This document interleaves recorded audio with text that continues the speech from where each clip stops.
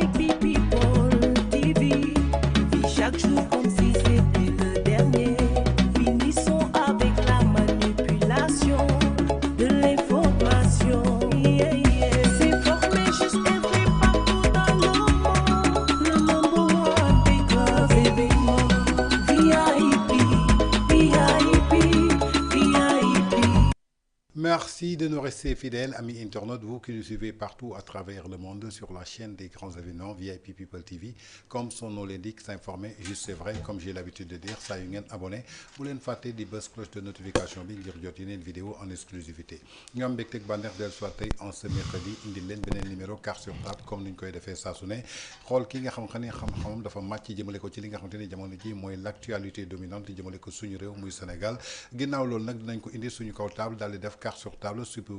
ñu daal di waxtaanee lépp loo xamante ni ay sujet la yoo xamante ni tey jii mën nañ ci gis daal ay solution pour que Sénégal taxaw ci li nga xamante ni tey jii moom la ñëpp am yaakaar moom la ñëpp am espérance pour que ñu daal di sukkandiku daal ci Sénégal boo xamante ni ce sera un Sénégal debout un Sénégal équitable un Sénégal démocrate moo tax tey ñu am mbégteeg ba neex dem seeti ki nga xamante ni tey jii dafa am ambition am détermination jëmale ko ci Sénégal bi nga xamante ni tey jii moom la ñuy yeewoo ginnaaw loolu nag si la teg daal li nga xamante ni mooy mouvement daal di koy dippee sagesse sama maam nag daan na ma wax naan lépp loo xamante ni daal àndul ak sagesse même sous des connaissances dafay daal di fees dañuy soxla toujours sagesse mu doon loo xamante ni da nga koy cultiver toujours les anglais le disent wisdom and knowledge muy sagesse ak connaissance ñaar yooyu la ñu mën a boole daal di koy additionner pour que ñu mën a taxaw am benn gis-gis boo xamante ni daal bu leer la suñu réew raison pour laquelle ñu dem seeti ki nga xamante ni mooy président bi di El Hadj Doudou Sow ñu am mbégteeg ba neex daal suñu plateau El Hadj Doudou ñu ngi lay nuyu. maa ngi lay fay monsieur Tantandian am fierté vraiment ak honneur tey teew si sa plateau vraiment di fa jaare aussi di nuyu en tout cas mboolem en tout cas auditeurs yi nga xam ne ñu ngi ñuy seetaan à travers vos antennes occasion bi nga ma permettre aussi vraiment dama ci profité di wax ni comme dañoo nekk ci weeru safar. te ku ne safar ne màggal. donc dañuy sant yàlla di wax ni en tout cas comme ni ko sëñ Fallou Khadim Rassoul doon waxee rek. ba muy woote fële ca Touba naan ñëw leen en tout cas ñu boole santeli en tout cas sama wayju Cheikhul Khadim yàlla donc ñu nit effectivement li ñu war rek mooy santale ko suñu borom di ñaan yàlla màggal gi ñu jëm yàlla na yàlla def ñu màggale ko ci jàmm lépp lu ñu fa julli di ñaan ko yàlla na tàbbee ci biir réew mi te wax dëgg yàlla rakkam ba soppeem ba sëñ Saliou Mbacké Khadim Rassoul mi sa wasi la moom mi doon wax naan en tout cas jox leen ma ndaw ñi ma def la mag ñi effectivement en tout cas la sëñ Touba doon def ca mag ñi te ku la xool toogaay bi xam ne en tout cas toogaayu kilifa la ku wax toogaay bi xam ne toogaayu borom xam-xam la donc dañuy sant yàlla bu baax dañ fay jaare aussi en tout cas di nuyu ëttum Dakar di ko teg nuyoo bi ci loxo en tout cas Abdoulaye Makhtar Diop suñu wajur suñu kilifa di ñaan yàlla yàggal ko fi jaare foofu en tout cas di nuyu aussi waa kër Seydina Limamou Laye Al Mahdi di ñaan yàlla daal jàmm Sénégal ci nawet bi ñu jëm yàlla na def ñu dugg see bismillah rahmaani rahim génn ceeg alhamdulilahi rabbil alamin jërëjëf yaakaar naa ni suñu invité noonu la duggee tey ci émission bi muy El Hadj Doudou Sow jiite mouvement bi ñu dippee sagesse comme ni mu ko waxee dañu nekk ci weeru safar ku ne weeru safar xel bi yëpp dem ci Cheikh Ahmadou Bamba Khadimou Rassoul le fondateur du mouridisme kon dañuy ñaan yàlla rek ci lépp loo xamante ne daal ñu ngi koy naataan ci weeru safar bi yàlla defal ni ko ci Sénégal comme ni mu fëggee buntu Khadimou Rassoul noonu la ñuy fëggee buntu Seydina Limamou Laye bëggee ko buntu Alaaji Malick Sy fëggee ko buntu ki nga xamante ni mooy Mame Baye Niass fëggee ko aussi buntu ki nga xamante ni mooy l'archevêque de Dakar donc yaakaar na ni ñun ñëpp benn lañu donc ci loolu rek la ñuy ñaan pour que Sénégal doon benn Sénégal boo xamante ni Sénégal bu droit lay doon Sénégal boo xamante ni dafay taxaw toujours ci bànqaas yi ñu ko xamee donc mu doon li gën a fës tey Doudou nga jiite mouvement bi ñu dippee sagesse tey nga am ay ambition am ay détermination jëmale ko ci Sénégal tey quand on parle de l'actualité dañuy ñëw ci fait bi nga xamante ni c'est marquant aujourd'hui depuis un certain temps ñu ngi gis Sénégal am benn crise judiciaire jëmale ko ci ay décisions de justice yoo xamante ni ñu bëri dañuy jàpp ni que yàlla mais politique dedans alors que tey ñi jiite réew mi démb bi ñu nekkee ci opposition bi dañ doon xeex pour une justice indépendante dañ doon xeex pour benn justice boo xamante ni day tëddee li nga xamante ni mooy njaaxaanaay làq doom dóor doom ñu dem ba nga xamante ni liberté d'expression c'est menacé ñu gis le cas de Moustapha Diakhaté le cas de Bachir Fofana ci ñaari délits yoo xamante ni bokkul benn bu Moustapha Diakhaté ñu jàppee ko délit offense à une personne exerçant quelques prérogatives du président de la République muy décret boo xamante ni ba tey jii kenn mosu ko gis ci àdduna mais teewul justice da ciy sukkandiku tëj ci ay doomu aadama kaso tey le cas de Bachir Fofana dañ ko toppee diffusion de fausses nouvelles ci réew mu mel ni Sénégal justice taxaw ne diffusion de fausses nouvelles et jusqu'à présent les Sénégalais n'ont pas la bonne nouvelle naka la ñu mën a distinguer une fausse nouvelle alors qu'on n'a pas la bonne nouvelle tey justice daal di délibéré après plusieurs renvois ki ñu tëjoon fukki fan ak juróom yu mu waroon tëdd ci kaso tëdd na 51 jours muy Moustapha Diakhaté Bachir Fofana bi ñu tëj 2 mois avec sursis warul woon fanaan benn fan ci kaso bi tëdd na 1 mois ci kaso bi tey ban lecture ngay am ci li nga xamante ni gis nga ko tey suñu réew. non en fait lecture bi ñu ci am mooy jaaxle vraiment c'est un cas désastreux kenn rafetlu ko parce que en fait ñoom démb ba ñu nekkee effectivement dans l'opposition am na ci lu bëri li nga xam ne ñoom ñoo ko doon ñaawlu lii nga xam ne tey bi nga xew dans la justice ñoom dañ ko yàgg di xeex yàgg jàpp ne en tout cas injustice la donc tey yàlla dafa dogal effectivement ñi nekkoon dans l'opposition tey ñoom ñoo retrouvé effectivement dans le camp du pouvoir donc la nga doon xeex démb nag tey soo dellusee effectivement dans le camp du pouvoir jàpp ne moo war moo dagan dañuy poser des questions ma fàttali encore une fois les principes parce que su ñu ne justice dañuy fàttaliku benn allégorie maanaam justice c'est une personne avec en tout cas les yeux bandés mu jàpp en tout cas une balance posé ko ci loxoom image boobu soo ko jàngatee daf lay jàngal ñaari mbir d'abord benn bi mooy l'impartialité ouais. L'équilibre mais surtout effectivement la liberté bi nga xam ne moo war a mën a guider le peuple donc soo sëkkandikoo ci loolu gis en tout cas tey justice Sénégal li muy doxee da ngay jàpp ne justice bi effectivement donc en tout cas dafa nërmelu justice en tout cas justice su benn camp la mooy justice le camp en tout cas du pouvoir képp ki nga xam ne en tout cas da ngaa nekk homme public wala nekk en tout cas ki nga xam ne kat jàpp nga ni sa kaddu kat war na mën a en tout cas yenn niveau yi lépp loo xam ne yaa ngi koy wax tey neexul en tout cas le pouvoir wala boog arrangé wul le pouvoir immédiatement en tout cas vous êtes menacé par ce qu'on appelle l'appareil judiciaire loolu nag je pense que en tout cas ci jamono fi mu toll ak réew mi fi mu toll je pense que képp ki nga xam ne en tout cas da ngaa nekk un homme épris de justice doo ànd ci loolu surtout que d'ailleurs le président Ousmane Sonko comme du temps bi mu nekk dans l'opposition looloo nekkoon taxawaayam looloo nekkoon waxam lépp li nga xam ne donc moom la doon xeex boobu jamono dans l'opposition dañoo jàpp ne tey effectivement on est en train de vivre le pire waruñoo mën a nag en tout cas utiliser la justice pour effectivement combattre des opposants surtout que d'ailleurs ci principe yi nga xam ne ñoom lañ leen effectivement donc condamné dama jàpp ni Sénégal war nañoo mën a dépasser foofu y a d'autres moyens par exemple tey li ngay wax effectivement offense wala en tout cas diffusion de fausses nouvelles mais il y a d'autres choses fekkee dañoo dem ba jàpp ne en tout cas lu vrai la c'est des choses irréfrégables war nañ mën a am d'autres moyens en tout cas punir la personne wala pour sanctionner ko mais tëj je pense que dafa war a mën a nekk le dernier recours la dernière chose parce que Sénégal war na mën a dépasser loolu parce que on est dans un pays très démocratique te dañoo xeex ba yegsi fii donc lii je pense que tey nekkul loo xam ne luy defar mais luy gàkkal image du Sénégal la tey effectivement fa ñu toll ci démocratie ak la ñu ci liggéey ak en tout cas donc la ci effectivement jàmbaaru démb bi effectivement liggéey ba ñu yegg si fii je pense que tey rafetul ci Sénégal bi ñu xam démb ak lañ ca sonn ba yegg si fii rafetul en tout cas tey ñu toll foofu voilà d'accord tey en tant que jeune ñi fi nekk tey doon ay ndaw am loo xamante ni dañ ko prôné woon muy benn discours jëmale ko ci rupture bi ci ëppoon solo mooy la justice jàppoon nañu que le président Macky Sall daf fi nekkoon di jaay doole jàppoon nañu le président Macky Sall da doon def dictature mais tey su ñu nee état de droit réew mu mel ni Sénégal tey nga gis ni que ñi jël régime bi tey ak li ñuy jaayoon sénégalais yi tey ñoom ñuy doxalee nii en tant que jeune aussi nga teg sa mouvement te ku teg mouvement am na combat yoo xamante ni bëgg nga ko mën ay combat de principe tey en face eux tey soo amoon loo xamante ni yaa ngi koy teg seen loxo lan lay doon en fait les combats de principe d'abord bi ci njëkk d'abord mooy jàkkaarloo ak ñoom fàttali leen li nga xam ne en tout cas mooy les principes yi nga xam ne en tout cas moom mooy instituer la démarche et le fonctionnement de la justice tey lépp li nga xam jàpp nañu day salfaañe ak yelleefu doomu aadama rawatina en tout cas suñu mbokk suñu compatriotes sénégalais li suñu cër nekk suñu cëslaay nekk suñu wareef en tant que en tout cas des hommes politiques en tant que des responsables des citoyens épris de justice mooy fàttali leen ni li ngeen di doxalee du noonu fàttali leen ne le Sénégal dafa nekk Sénégal boo xam ne c'est un Sénégal de droit connu de tous et reconnu de tous donc mën nañoo tooñ en tout cas dund ba tey ji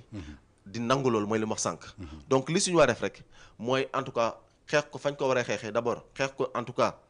publiquement maanaam à travers effectivement ay points de presse à travers effectivement peut-être ay démarches yi nga xam ne en tout cas c'est légaliste mais lépp li nga xam ne donc lu ñu yoon may la te ñu war ko mën a utiliser pour wan en tout cas ñuy jàkkaarloo kat fa ngeen teg sa tànk du foofu ak en tout cas démarche bi ngeen jël rafetlu ñu ko benn yoon parce que effectivement du lu yoon nangu du lu droit nangu te du la constitution aussi en tout cas nangu te du benn en tout cas acte boo xam ne en tout cas loi da ko bind méngoo en tout cas ak li ngeen di dox donc li suñu war def rek mooy en tout cas taxawee ni nga xam ne kat yoon moom la ñu may te ñu jàpp ne donc saa suñu kat suñu kàddu dina méngoog li nga xam ne moom la yoon tëddal pour wax la ni kat fi ngeen teg sa tànk ak ni ngeen di defee du noonu parce que réew mi kat ñun ñëpp ñoo ko bokk li suñu war def rek mooy nañ ko doxee lu nga xam ne kat c'est conforme aux principes yi nga xam ne je pense que moom moo en tout cas régir les principes démocratiques de notre pays tey balaa ñuy génn ci cas boobu dañuy des ci le cas de Moustapha Diakhaté ku ko xam na ni que c'est un républicain c'est un ancien parlementaire ginnaaw beaucoup de régimes nekk nañ fi lépp loo xamante ni mooy taxawaayam mooy xeex injustice ñu gis ni que bii mooy deuxième incarcération boo xamante ni ñu ngi koy jàpp avec l'arrivée de ce nouveau régime ginnaaw ñu ngi ko jàppee benn baat boo xamante ni mooy baatu guñaafiye ginnaaw bi mu doon recadrer li nga xamante ni mooy protocole présidentiel tey génnee nañ ko ci kaso bi d'autant plus que mu def message ci saa si message bi laa bëgg ñu lire ko dellu si waat Mame Thierno su dee am nga message yu Moustapha Diakhaté bi nga jox ñu ko le temps que ñuy xool voilà mu def benn déclaration je crois que fin d'un honteux et indigne kidnapping politico-judiciaire Moustapha Diakhaté mooy wax je remercie mes avocats maître El Hadj Diouf maître El Hadj Amadou Sall El Hadj Diouf Antoine Mbengue Omar Youm pour leurs engagements républicains et leur professionnalisme je remercie mes parents proches et amis tous celles et ceux qui partagent mon combat contre la vermine Pastef parti la index alors que c'est état mu ñëw ci le parquet manifestement transformé en milice à la solde du pouvoir fasciste de Pastef vient de me faire condamner 15 jours de prison après une séquestration de 51 jours pour avoir dénoncé la clochardisation de la République. Cette décision politique est une insulte de la République dont le protocole constitue des éléments de sa sacralité. Si cette condamnation arrive pour me priver d'un droit constitutionnel de critiquer les médiocres du gouvernement, le Sénégal, c'est une peine perdue. Tant que les tenants du pouvoir actuel continuent à balafrer la République, je le dénoncerai et je le combattrai sans gants. J'annonce une conférence de presse le mardi 5 août dans un lieu que je vous communiquerai bientôt. tey li tax ñu tëj ko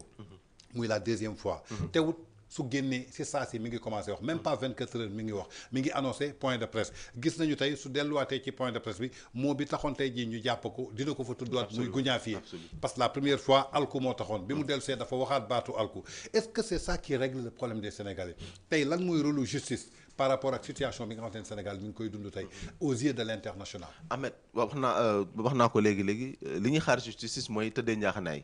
li ñuy xaaree justice mooy l'équilibre li ñuy xaaree justice mooy garantir l'état de droit. mais taxawaay bi tey justice am tey. je pense que effectivement ñi nga xam ne ils sont tous dans l'opposition radicale da leen di jox dëgg maanaam tey c'est une justice qui est au solde de l'état et du pouvoir. Qui est l'homme d'abord Moustapha Diakhaté ku ko xam. démb ci position jamono ba mu neexee jamono bi nga xam ne peut-être effectivement mënoon na am lépp am lu bëri en tout cas auprès de Macky Sall c'est lui seul qui a osé dire non. parce que nit aussi tamit da ngay xam que mu doon. xam taxawaayam démb tey soog a ñëw. soo ko nattee ci jëfam natt ko ci kàddum démb ba nga xam ne en tout cas dafa nekkoon ci biir nguur nekk en tout cas auprès de Macky Sall ba ñëpp ragale ne déet moom moo taxaw ne ba ñëpp ragale ne déet moom moo taxaw ne déet. assumer ko nag à tous les niveaux. ba tey effectivement donc mu jaraloon ko à ce que effectivement ñu dàq ko ci parti ba donc c'est un homme véridique c'est un homme boo xam ne jàpp naa ni li ko ñor rek mooy Sénégal li ko ñor rek mooy effectivement le bien-être des Sénégal li ko ñor c'est la justice tey jàpp na ni en tout cas li nga xam ne tey état du Sénégal maanaam en tout cas le parti pouvoir nañuy doxalee rafetlu ko parce que jàpp na ni lépp li nga xam ne méngoowul ak li nga xam ne ñoom lañ doon xaar ci ñoom lépp li nga xam ne méngoowul ak état de droit méngoowul ak la démocratie méngoowul ak la liberté moom jàpp na ne en tout cas da ko war a taxaw wax ko fa mu ko war a waxee ñëpp dégg ko et je pense que donc loolu la def maintenant l'expression Goudiaby pour man waru war a mën a tax mu nekk un argument de taille ñu war ko mën a utiliser ba war ko mën a envoyer en prison ci atam ci sagesse am ci taxawaayam je pense que loolu waroon nañu ko mën a weesu il y avait d'autres moyens peut-être effectivement pour voilà sanctionner pour punir la personne pour lui dire que ah li kat waru la ainsi de suite mais pas quand même parce que prison kenn ñaanulu ko kenn ça c'est vrai kenn ñaanulu ko kenn ci àdduna rawatina nag kilifa gu toll ni moom ak li mu liggéey Sénégal ak en tout cas fi mu féetee Sénégal démb tey soog a ñëw je pense que am na ci loo xam ne kat war nañ ko koo bañal waroon nañ am beneen méthode beneen en tout cas jëfin ci moom que en tout cas di ko envoyer en prison pour des termes des expressions pour man soo ko effectivement jàngate ba ci biir ak li nga xam ne ñeneen ñu ngi koy wax pire que ça am la liberté di doxi seen soxla da ngay jàpp ne réew mi kat en tout cas la waaji doon wax rek kumba am ndey ak kumba amul ndey moo fi nekk d'accord muy El Hadj Doudou Sow jiite mouvement boobu ñu tuppee sagesse suñu jógee ci côté justice bi bërki démb dañuy gis le président de la République génn def benn sortie bi ñu koy jébbal conclusion jëmale ko ci dialogue national bi mel ni kuy tontu son premier ministre ginnaaw bu mu ne tey jii lépp loo xamante ni bëgg nañ ko mooy la stabilité et la paix indiwaat cohésion nationale donc justice dañ koy bàyyi mu def liggéeyam alors que li premier ministre bëgg ak li président wax dafa mel ni lu xaw a wuute est-ce que nekkuñu di suivre pas au président de la République par rapport ak lu mu wax parce que gis nañu tey la libération de 3 détenus politiques Moustapha Diakhaté Bachir Fofana Djibi Ndiaye bu jiite NFA ñu gis aussi l'autre jeune boo xamante ni même su dul acteur politique di Fallou après 15 ans boo xamante ni naroon nañ ko tëj le procureur général et les avocats décidé pour que ñu acquitter ko tey ban jàngat nga am ci discours boobu jàngat bi c'est très simple c'est-à-dire d'abord Macky Sall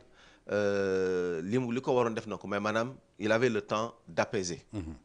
ñi tey leur temps c'est le temps de réconcilier maanaam réconcilier Sénégalais seen biir malgré événement yi fi jot a xew les tensions post-électorales ak yu demee noonu donc tey li leen waroon rek mooy xool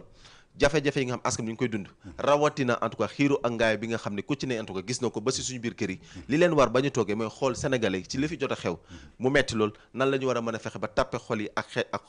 xol yi xel yi war a mën a retrouver autour de l'essentiel mais suñu xoolee doxalin bi tey biñ jël vraiment dañ koy ñaawlu parce que tamit on peut pas en tout cas pour man c'est contradictoire parce que ñoom ci wàll bu ñooy woote justice et vérité ñoom ci wàll bu ñooy woote loolu donc mënoo di woote loolu naan nit ñi kat nañ tàppe xol yi ba pare di jëfee nit ñi war a jëfee tey yaa ngi envoyé kii prison suba yaa ngi effectivement xalab kële publiquement pour man dañ koy ñaawlu donc tey la réconciliation dafa nekk lu sacré dafa nekk lu am njëriñ ci biir société ginnaaw lu fi bëri lu fi xeele sénégalais dafa dañoo soxla woon vraiment lépp dal ndaxte jamaa jàpp ni ñoom ñii sax toog ñoo gën a soxla dal que n'importe qui parce que mënuñoo tabax lenn mënuñoo yëkkati leen fekkee dal amul mais à chaque fois fu nit waxee fu nit jëfee nga jàpp ni la muy wax ak la muy jëf méngul ak yow la nga doon xaar wala nga bëgg nga envoyé ko en prison ak i mbokkam ak i ñu ànd ak moom ak i njàngaleem jug di wax instabilité boobu je pense que ñoom sax en tout cas soxlawuñu ko la réconciliation je pense que en tout cas c'est Abraham Lincoln qui le disait il disait la réconciliation est avant tout morale et que c'est un bon investissement pour l'avenir et que tey ñoom lu leen war le président de la République en tant que chef de l'État mooy avoir en tout cas le sens de l'État avoir le sens de l'autorité avoir surtout le sens de l'histoire tey lii cëram lii wareefam xool en tout cas askanu Sénégal nan la war a mën a jëfee nan la war a mën a doxee ba moom bis bu yàlla dogale mu jóge fi en tout cas mu marqué à tout jamais les esprits et l'histoire de notre pays donc damay rafetlu en tout cas li nga xam ne déjà am na mooy li nga wax ni tout à l'heure ñi nga xam ne relaxé nañ leen bàyyi leen ñibbi seen kër et je crois que donc dynamique boobu lu ñu war a wéyal la lu ñu war a continuer la parce que Sénégal moo soxla stabilité surtout que d'ailleurs xam naa dinañ ci dellu si léegi ñoom ñooy wax redressement ñoom ñooy wax essoufflement donc c'est le Sénégal je pense que tey li mu gën a soxla mooy na lépp dal parce que ñoom ils seront effectivement je le dis bien ils seront en tout cas évalués dans 4 ans te système bi ñu commencé nii amul lenn loo xam ne jàpp naa mën nañu ko yëkkati mu war a mën a am ay jeexantal ak résultats si askanu Sénégal en sachant que actuellement xol yëpp boy na xol yëpp tàng na xol yi neexul donc li la war rek mooy apaiser la tension parce que loolu moo nekk seen wareef looloo nekk seen cër Sénégal dal xel yi mën a toog waxtaani pour ñu xool askanu Sénégal na lañ leen génnee si jafe-jafe yi. d'accord vu que tey gis nañu ñii nga xamante ni mooy ñetti otage politique yi libéré nañ leen ñi ngi ñibbi seen kër li leen ñëpp doon ñaanal mais d'autant plus que am na ñeneen ñu des tey on peut te dire le cas de Abdou Nguer ñu gis que ni ko li ñu koy toppee tey ji amul benn sénégalais bu ko xam loolu jàpp nañu ko daal moom li muy wax tey ji arrangé wul nguur gi tey loxo premier ministre dugg na ci ba ñu caabi féete ko ginnaaw on vient sur le cas de Badara Gadiaga on vient sur le cas de Assane Diouf bi nga xamante ne aussi ñu ngi koy toppee offense à une personne ayant quelques prérogatives du président de la République alors que dans son discours bërki démb dafa taxaw carrément xamal ni que moom li ñuy teg ci deram tey ji président su ko neexoon mu daal di dakk su dee nag président daf ci noppi xamul tax mu noppi ci su dee mënul gouverner na ko jox moom mu gouverner tey ban lecture ngay def ci discours am bi nga xamante ni def na ko barki démb ginnaaw bu mu ubbee plusieurs fronts jëmale ko ci autorité bi nga xamante ni mooy chef suprême de la nation garant de notre constitution muy le président de la république ñu bëree jàpp nañu que daal maanaam xotti wor ma président de la république la te dara fekk ko ci. xam nga monsieur Tantandian dafa am ñaari mbir yu ci am. lii am seeni parti ñoom la concerné kenn amul ci droit di ci wax. mais le président c'est pour les Sénégalais. mais le président de la République ce n'est plus le président du parti. c'est le président d'une nation. D'ailleurs même on l'appelle le père de la nation. il est effectivement le clin de voûte de toutes nos institutions. dañ ko war a wormal. dañ ko war a sagal dañ ko war a jox cërëm. donc moom mi nga xam ne mooy le premier ministre du Sénégal. nekkatul le président du parti au sein de la primature. il représente une institution. kon lii wareefam lii cërëm. balaa kenn di ci addu balaa kenn di ci kaddu moom ci moom en tout cas ci wareefam kaddoom toujours dafa war a ànd ak worma akum teggin jëmale ko surtout ci nga xam ne donc moom la ñuy woowee le père de la constitution le gardien en tout cas des valeurs démocratiques de notre société c'est le président de la République donc moom keroog ci kaddu yi mu fa yëkkati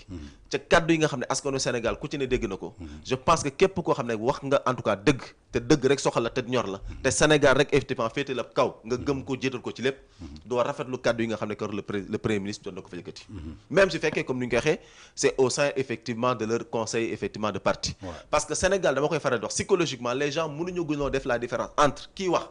ñu ne parti la bokk ak effectivement l'autorité bi nga xam ne mooy représenter l'État les Sénégalais mënuñoo def différence boobu dañuy jàpp ne kay wax toujours mooy kii représenter l'État te effectivement keroog dañoo jàpp ni c'était le premier ministre du Sénégal qui s'adressait au président de la République raison pour laquelle il a osé même dire bàyyi li ma gouverner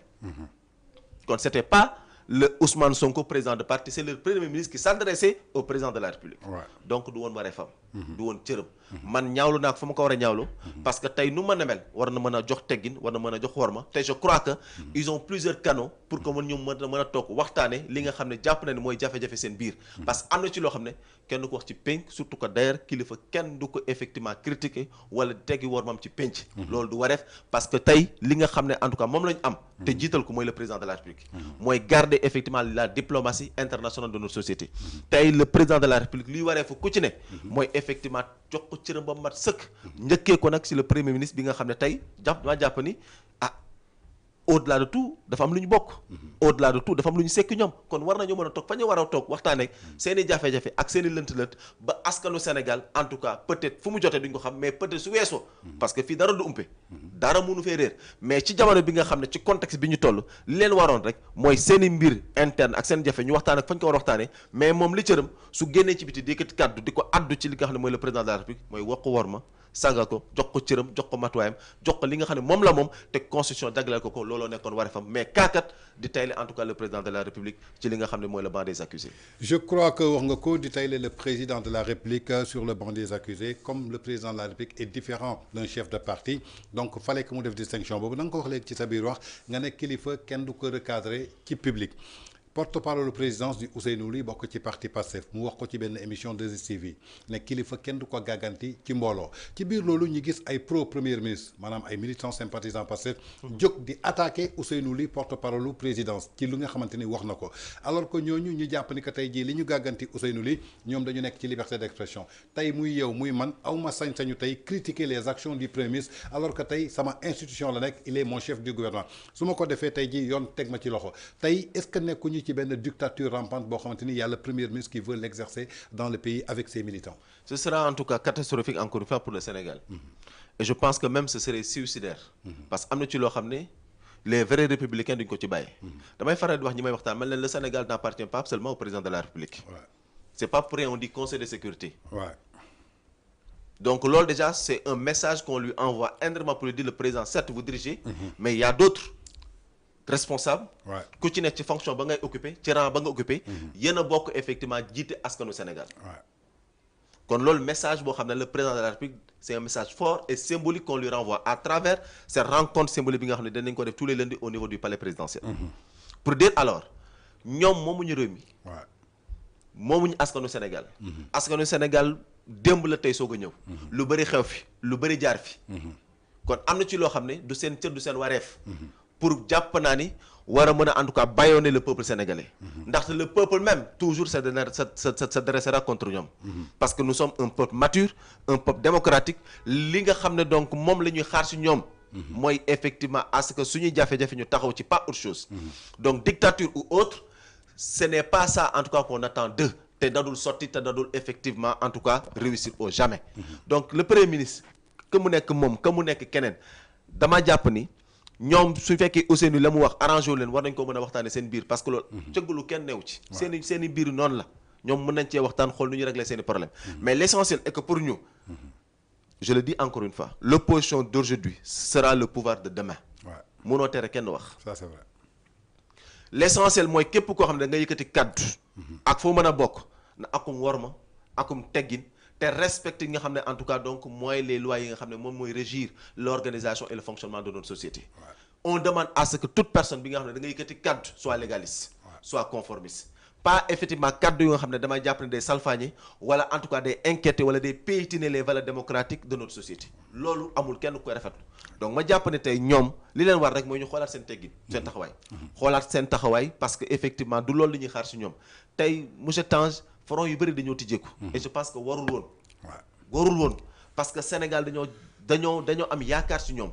Sénégal dafa am lu ñuy xaar ci ñoom et je crois que vu en tout cas les énormes sacrifices yi nit ñi def ba porter leen effectivement à la magistrature suprême li leen war rek mooy saa suñu xëyee di gont mooy xool askan bi seen i jafe-jafe nan lañ ci mën a apporter solution je pense que loolu moo nekk seen wareef mais pas pour def autre chose. d'accord donc yaakaar naa ne suñu jógee ci li nga xamante ni moo soxal wàllu justice wax nga ko léegi dañu war a xoolaat seen bopp dañu war a gàggantiwaat seen bopp ci biir loolu ñoom jël nañu décision on est à 48 heures du plan de redressement jëmale ko si suñu wàllu koom-koom après 15 mois passés au pouvoir gis nañu le Sénégal dafa plongé wu ci benn crise économique plongé wu ci benn crise boo xamante ni c'est socio alors que ñoom ci seen bopp bërki démb ñoom ñoo ñu jaayoon li nga xamante ni mooy vision Sénégal 2050 même pas 2 ans tey ñu ñëw ñu ne redressement économique tey ban jàngat nga am ci redressement bi ak lan ngay xaar ci redressement économique est-ce que justifié wul que tey jii ñoom ça qui veut dire que ñu ngi def benn aveu d'échec jëmale ko ci li nga xamante ni promettre nañ ko les Sénégalais. xam nga redressement du lu fi bees Sakho Loum en 2000 avec le président Abdou Diouf jotoon na fay am. mais résultat escompté tey jotuñu ko am pour dire alors suñu wax redressement c'est parce que aujourd'hui l'activité économique du pays peine à retrouver un rythme de croissance soutenu. ba boroomi xam-xam ñu ci bëri ñu ngi toog di poser des questions. Qu'est-ce qu'il faut pour relancer notre économie parce que nous avons une économie essoufflée. Je dirais même en tout cas qui est en crise qui est en hémorragie. jafe-jafe yi effectivement bëri nañ. bëri goo xam ne il faut impérativement qu'on trouve des solutions pour relancer pour donner une nouvelle lecture à notre économie. maa ngi dégg Mouhamadou Madana Kane je pense mu ci wax naan le Sénégal n'est pas à l'abri d'un choc budgétaire économique. Donc pour dire que tous ceux qui sont constitués comme étant des experts sur le plan économique tey ñu ngi am ay jeexa jaaxa ci suñu économie réew. ma rappeler encore une fois bépp projet bu ñu mën a porter non seulement day am ay portée sociale mais day am ce qu'on appelle des incidences économiques tey ñoom dañoo bëgg effectivement andi redressement mais de redressement boobu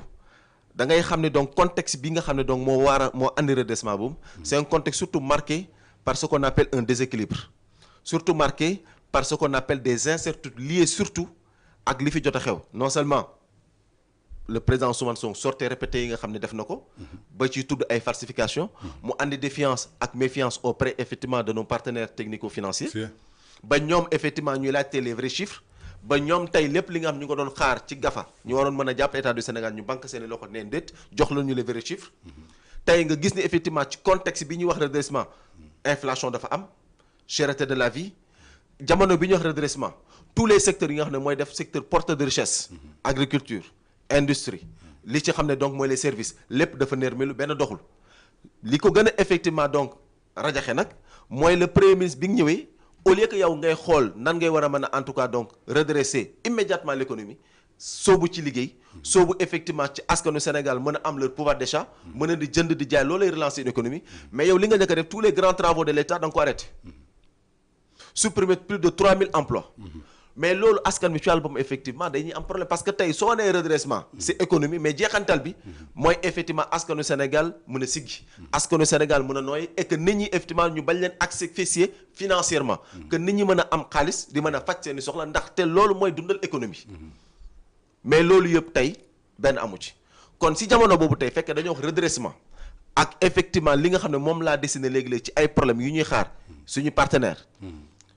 chômage bi nga xam ne donc en tout cas dafa yegg ci niveau boo xam ne exponentiel suñu effectivement déficit en cours dette parce que nous avons effectivement un compte courant déficitaire quand ñëpp xam nañ ko tous les économistes le savent donc tey si jamono boobu tey su fekkee dañoo wax redressement tu te poses des questions est-ce que donc plan bi nga xam ne moom la ñu bëgg a proposer yan niche la ñu war a mën a en tout cas teg en place pour jàpp ne niche yi kat war nañ cee mën a am xaalis pour mën a effectivement redresser notre économie ba mu war a mën a relancer wu tu te poses des questions tu as des inquiétudes parce que ñi war a effectivement jàppale ku ci mel ni FMI Banque mondiale et autres ku ci ne da ngaa banque sa loxo parce que tey FMI mooy la banque des crises te FMI tey boo war a mën a jàppale l'état du Sénégal dimbale ko ci dettam tout ça dafa banque baaraam Banque mondiale bi nga xam ne moo la war a mën a jàppale à ce que donc financer say grands projets Banque mondiale daa téye loxo donc tey fan nga war a mën a jaar ñu ngi xaar lors effectivement donc du lancement bëgg nañoo xam ci yan fànn yan mécanisme la état du Sénégal fas yéene teg pour récupérer de l'argent pour jàpp naa ne donc mën a financer li nga xam ne en tout cas mooy ce qu'on appelle la relance de l'économie tout le monde se pose des questions on attend de voir mais d'ores et déjà je vous dis souhaité ma ko mais quelque part c'est voué déjà à l'échec. D'accord tey fi ñu toll est-ce que mën nañu xaar le 1er août Sénégalais yi gis li nga xamante ni tey jii war na jëm ci redressement économique mu doon lu favorable jëmale ko ci population bi parce que bul fàttee ni que ñoom dañu ñëw au pouvoir après 10 ans à l'opposition mais balaa ñuy egsi préparé woon nañu seen stratégie préparé seen programme ba bind seen livre tuddee ko solution nee nañu képp ku bëgg a xam ban problème la ñuy régler ubbi livre solution ñu jógee ci solution egsi au pouvoir ak le projet ba ñu ñëwee la ñu indi projet bi Diomaye mooy premier ministre mooy Diomaye Sénégalais yi di xaar ñu présenter leen projet bi gisuñu projet bi ñu indil ñu vision 2050 avec 20 pages avec plusieurs photos à l'intérieur vision 2050 boobu nga xamante ne Sénégalais yi si ñoo doon projeté même pas quelques mois après ñu indil ñu jubbanti koom-koom pour nga jubbanti ko dafay fekk nga amoon koom-koom boo xamante ni tey jii mi ngi taxawoon mais ñoom est-ce que ba tey jii am na benn plan boo xamante ni tegal nañu ko ci wàllu économie ak li nga xamante ni mooy déclaration de politique générale bi mu defoon le 27 décembre 2024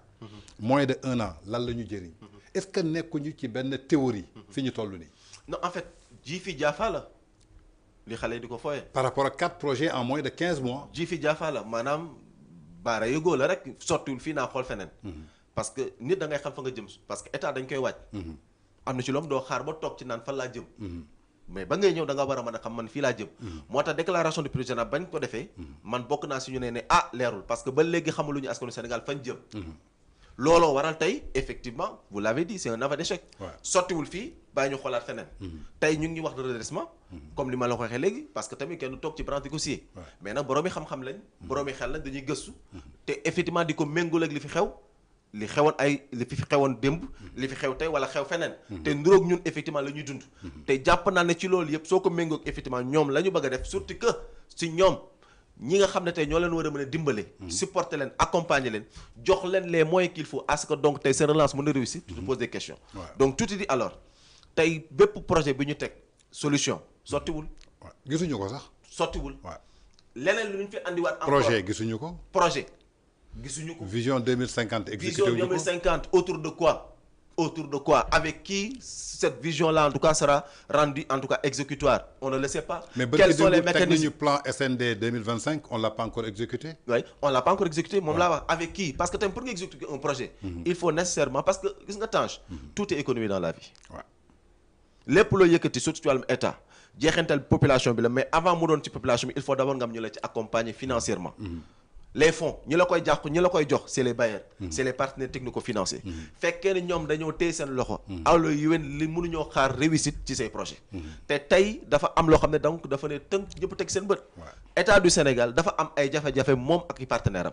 état du Sénégal tey dafa am défiance état du Sénégal tey ña ko doon wóolu démb tey wóoluñu ko tey état du Sénégal ña ko doon gunge ca la nga xam ne sax daanaka sax ay milliards et milliards la doon soxla te nit ñi dañ ko doon jox te effectivement duñ ci am inquiétude parce que xam nañu le Sénégal est un bon payeur xam nañu image du Sénégal macha allah rafet na wóolu nañ ñu mais tey ñooñu ñëpp ku ci ne fa nga ne yaa ngi naan kat ñii leerul ñii kat nañu def ndànk parce que fa ñu jëmee kat xamu ko kon loolu kat je pense que tey fekkee da nga cee bëgg a liggéey ba war a mën a andi un plan de redressement jàpp naa ne ak noo ko mën a tuddee plan de relance ak plan de redressement ak noo ko mën a tuddee nouvelle lecture économique ak je pense que jeexintal bi mënuñu ñu am trop d'espoir parce que ana sa waxu démb tey soo ko yegsi te waxu démb ak jëf démb dafa méngulul ak dara loo xam ne tey mën nañoo en tout cas satisfaire wala mën nañoo am un peu d'espoir par rapport ak donc résultat bi nga xam ne mën nañu ko seen tey ci plan de redressement bi souhaité wuñu ko mais jàpp naa ne quel qu'en soit le projet ak intitulé bu ñu ko mën a jox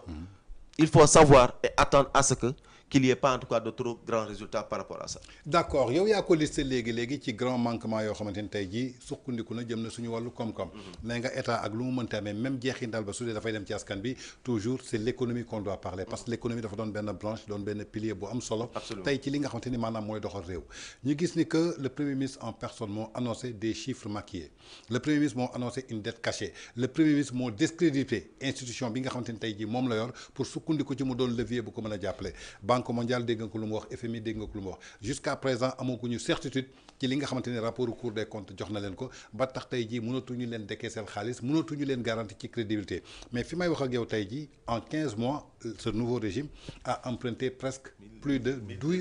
12 000 milliards 10 200 milliards tey 10 200 milliards soo ci boolee les recettes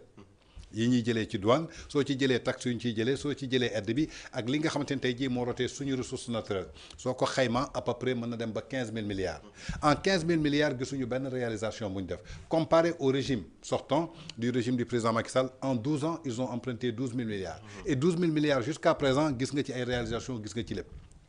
est-ce que tey plan de redressement bi ñuy lancer le premier est-ce que priorité la au moment bi nga xamante ni ay greffiers de la justice mënuñu régler seen problème ils ont décrété 72 heures de grève ba le 1er août. xam nga est-ce que priorité la tey fi ñu toll nii. xam nga wax naa ko léegi. je veux pas être contradictoire avec moi-même. mënuñoo xaar lu rëy ci plan de redressement bi. non est-ce que jotoon na tey pour ñu defal ñu ko. effectivement xëy na ñoom jàpp nañ ni comme en tout cas xamuñu fu ñu tekk seen tànk te. réer nañu peut-être si seen i plan de transformation structurelle jàpp nañ peut-être war nañ mën a créer beneen plan boo xam ne mën nañ ci sukkandiku dañ leen koy nangul même si xaaruñu ci lu rëy mais ce qui est important et à retenir pour nous et pour l'histoire askanu Sénégal dañoo sonn nit nag su sonnee am ci la mënu koo xaar ci kenn li muy xaar mooy jafe-jafe bi muy dund ak i problème am nga xool noo ko ci àndalee des solutions. Au moment où bi ñuy def émission bi y a des gens aujourd'hui qui ont des problèmes de dialyse. Ça c'est vrai. Au moment où nous parlons y a des gens aujourd'hui qui n'ont pas mangé. Ça c'est vrai. à 12 heures. jamono bi ñuy wax y a des gens actuellement ils ont des problèmes en tout cas pour tey fu ñuy fanaan. Ça c'est vrai. jamono bi ñuy wax am na si ñoo xam ne actuellement ils ont des problèmes pour payer des frais de consultation. jamono bi ñuy wax am na ñoo xam ne actuellement ils ont des problèmes pour payer des tickets en tout cas de quoi des tickets d'analyse. jamono bi ñu wax am na ñoo xam ne actuellement ñu ngi toog ak seeni soxna di leen xool ñu feebar wala seen jamono te amuñu lu ñu leen mën a jëndalee ne serait-ce que benn paracétamol bu 100 francs askanu Sénégal dafa sonn dafa tumuranke sans compter suñu yaay ak suñu bàjjeni di jóge à des centaines de kilomètres di dox pour jaay effectivement soo xoolee donc le ëmb ba ñu jaay du mat ay 1000 francs ki 2000 francs nga war cee fay location war cee dundal sa njaboot war cee def leneen ak leneen donc da ngay xam ne askanu Sénégal sans compter les denrées de première nécessité bi nga xam ne inflation bi ci am dafa ëpp dayoo jusqu'à quand kan mooy waxal Sénégal kan mooy jëfal Sénégal la ñuy xaar ci ñoom c'est vrai que plan ou autre c'est important mais nañu gestu askanu Sénégal parce que ñoom ñoo leen fal Tange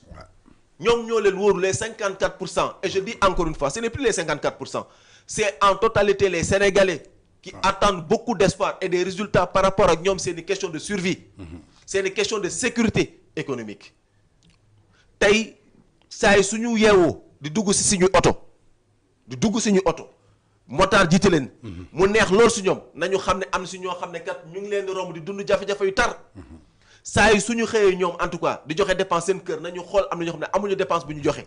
ñu ngi koy yaakaare effectivement donc ci ay maçonnerie boobu jamono travaux yi nga xam ne donc ci la ñuy doon yaakaar di fa jaay ay radi di fa jaay gerte caaf di leen arrêté nañu lépp ñooñu tey lan la ñuy def ay waaye ngal la nañu gestu askanu Sénégal Tange il faut que ñu jiite des fois seen xel di dellu si dafa metti woon démb tey mu neex bu ñu fàtte ëllëg ndaxte ëllëg lu mat di sóoraale la te ëllëg googu ñi leen faloon démb ñoo leen di juger demain kon ngal la nañu gesuwaat askan bi xam ni prioritairement c'est de trouver des solutions pour le bien-être des Sénégalais ndax dara ëppul njëriñ dara ëppul faj aajooy jafe-jafe askanu Sénégal. d'accord donc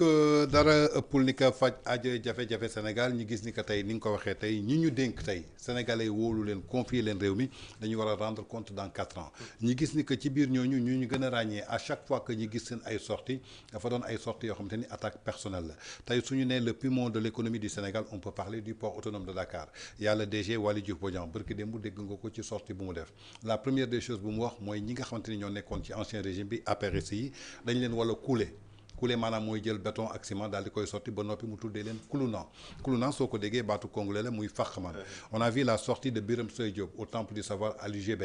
lu mu njëkk jàngal xale yi mu ne leen ku saaga premier ministre fayu leen ku saaga président fayu leen te jamono ju muy wax loolu mi ngi téye ki nga xamante ni moo njëkk saaga le président de la République di Bassirou Diomaye Faye mi ngi taxaw ak ki nga xamante ni moo njëkk saaga l'ancien président de la République di président Macky Sall mu taxaw di wax kàddu yooyu ñu gis un Wally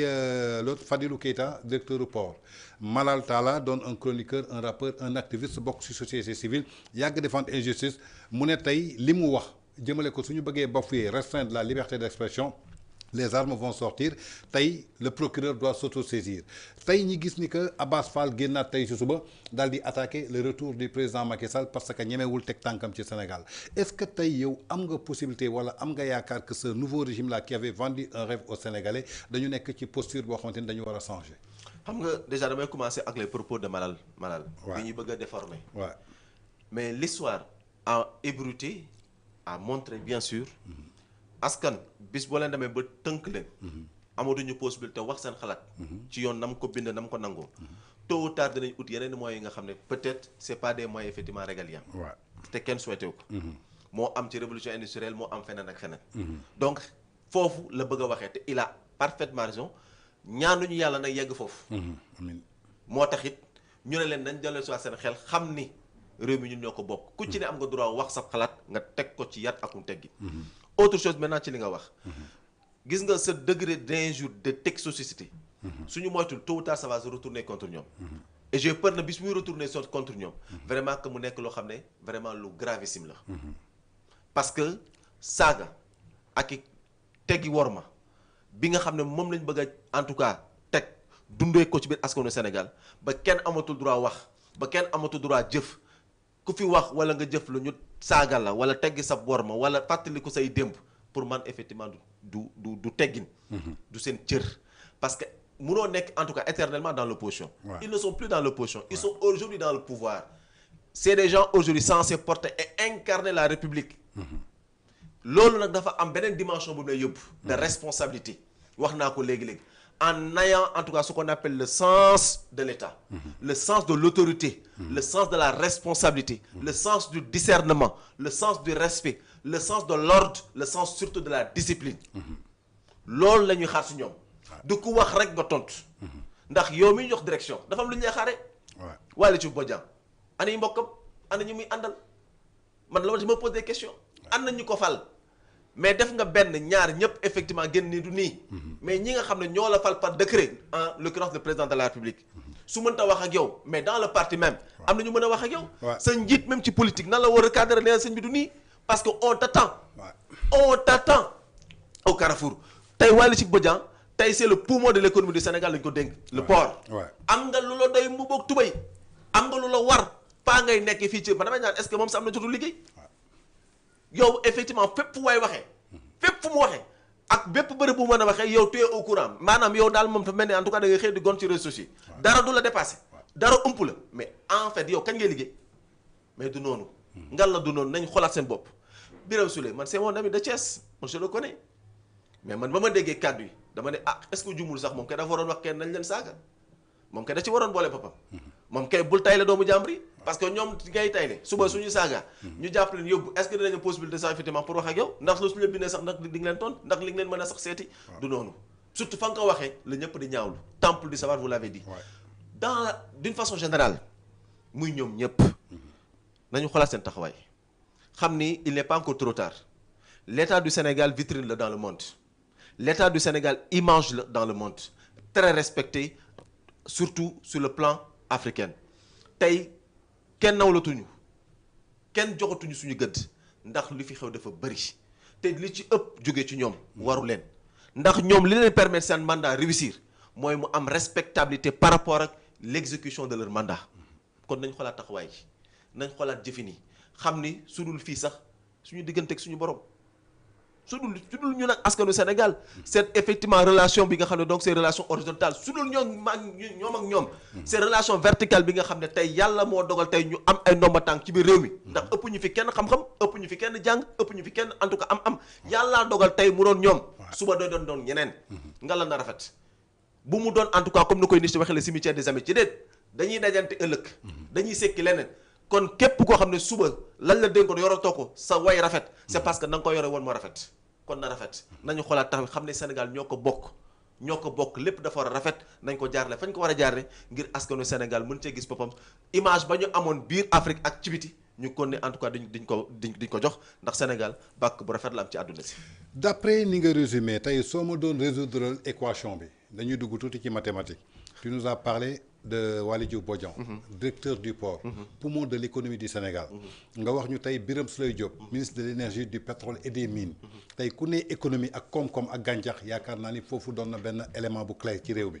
nga ne Fadilou Keita caisse de dépôt et de consignation lépp lu ñuy consigner ci Sénégal muy ay caution muy lépp loo xamante ne tey jii da nga ko cautionné ci justice moom moo ko téye muy ay koppar tey suñu jógee ci moom dem si Abass Fall ñu ne ministre du travail et de la fonction publique ku ne travail mooy employabilité maanaam xëyu ndaw yi tey soo cumuler 4 personnages yooyu ñu représenté tey jii li nga xamante ne bànqaas bu am doole la tey jii pour que Sénégal taxaw ci miiram ñooñu ngay dégg tey ñuy génnee ci seen gémmiñ loo xamante ni sa doomu 5 ans rus na taxaw di ko wax yow tey soo ma doon résoudre équation bi ban espoir nga am par rapport ak régime bi ñu jàkkaarloo. Tange soo génnoon ci biti posé ko léegi benn ku la romb léegi li mu la njëkk a tonk mooy j'ai plus d'espoir immédiatement. parce que 4 éléments clés yu ñu doon xaar ci liggéey. est-ce que ñi ngi liggéey mais ñi ngi ci réseaux sociaux yi di tontu ba noppi di yëkkati ay kàddu yoo xamante ne tey jii mën nañu jàpp ne insécurité lay indi. xam nga dama koy wax sama benn xarit ma ne ko même Fadilou Keita même s'il avait raison de dire même s'il a raison de dire que voilà 7 millions lañ may fay xaw ma 5 millions. mais il a eu tort de le dire publiquement. waaw parce que li fi xew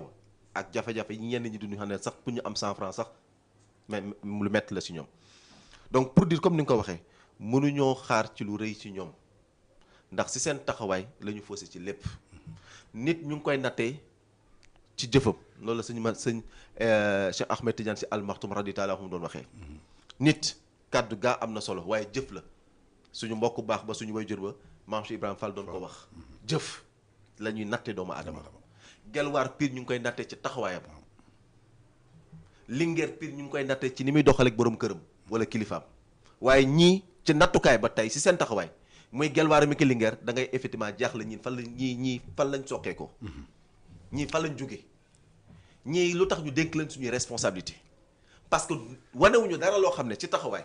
ci kàddu ci même effectivement ci par rapport ak fonctionnalité bi ñu leen dénk dans l'exécution des travaux yi nga xam ne ñoom la ñu xaar si ñoom waneeguñu même un résultat bi nga jàpp ne un résultat satisfaisant ba ñëpp ne ah macha allah te or que foofu lañ leen di nattee yow mi nga xam ne dafa am lañ laa jox une responsabilité dans l'État nommé le ministre jox la une fonction bi nga xam ne dama jàpp ne c'est central c'est des postes ministériels névralgiques dans l'État du Sénégal donc li la war suba ak ngoon mooy effectivement xool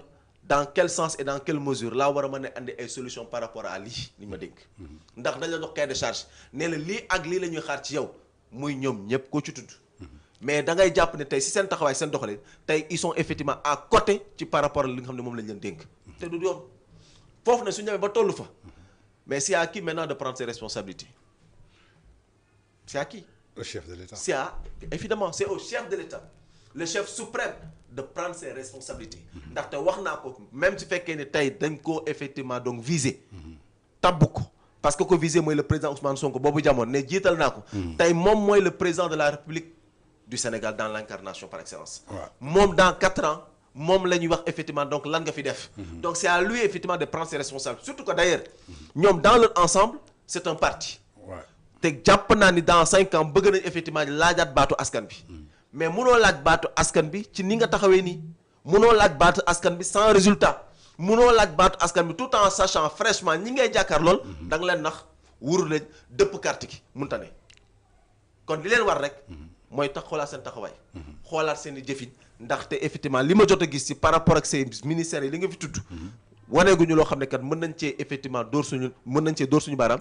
rien de potentiel rien effectivement de concret n'a été effectivement produit par ces hommes yi nga xam ne ñoom nga cité tout à l'heure d'accord su ñu jógee foofu dañuy ñëw ci affaire justice récemment gis nañu le ministre de la justice génn daal di fësal ginnaaw bi mu jàkkaarloog taskatu xibaar yi bataaxal boo xamante ni daal dina ko bind kii di procureur général pour que la justice entre en scène jëmale ko ci ay faits yoo xamante ni jotoon na fi am de mars 2021 ba 2024 86 personnes ñàkk ci seen bakkan ay sénégalais lambda ñàkk ci seen alal état du Sénégal ñàkk ci ay biens mu jur fi daal benn crise boo xamante ni crise bu doy waar la ci biir loolu li indi woon tey jii justice daal di teggi tànkam mooy loi d'amnistie ginnaaw loi d'amnistie boobu ñoom dañu ne woon bëgguñu malgré le président Macky Sall dans sa vision et sa logique